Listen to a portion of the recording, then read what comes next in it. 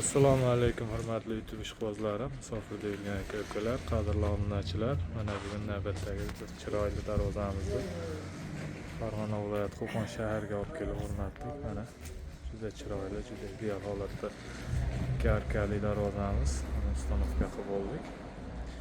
Eniga 3,5, bo'yiga 3,10 razmerga o'rnadi. Bu darvozamiz 1 kvadrat metrini 900 ming so'mdan olib kelib ustanovka qildik. Hurmatli aka-ukalar, kanalimizni oxirigacha, videomizni oxirigacha ko'rsalaring.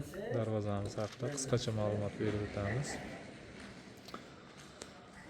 Demak, boshladik. Darvozamiz stoykalariga kelsak, stoykalari 10 ga 5 shiviller bo'ldi.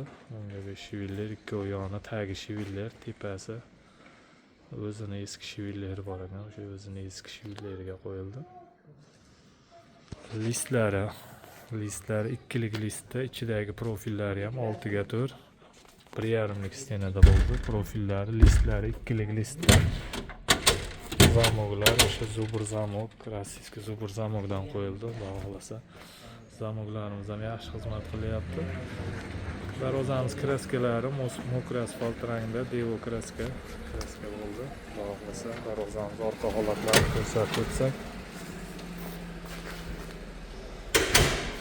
Darvozamiz orqa holatlari, orqalari ham mana tekis, juda chiroyli, juda ideal holatda o'rnadi. Iloji yo'q, qirg'og'i perikozligini hisobiga ozgina ochib qoldi. Betonlar o'sha chiqqanligini hisobiga ozgina ochib qoldi. Qirg'oqlari bu tomoni ana plotniy bo'lib yopishdi. Zatorlarga kelsak, o'sha sentr zator tashqaridan qo'yilyapti.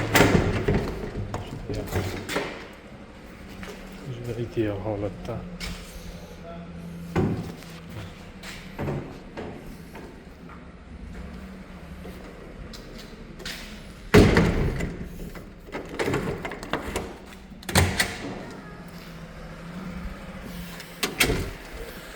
Hurmatli aka-ukalar, kimga shunday darvoza, naves xizmatlari kerak bo'lsa, ekranning pastki qismiga nomerimizni qo'yib qo'yamiz. Bemalol murojaat qilaverasizlar. O'zbekiston bo'ylab dostavka, ustanovka mavjud. Bemalol aloqaga chiqaverasizlar. Doim xizmatdamiz. Sog' bo'linglar. Salom.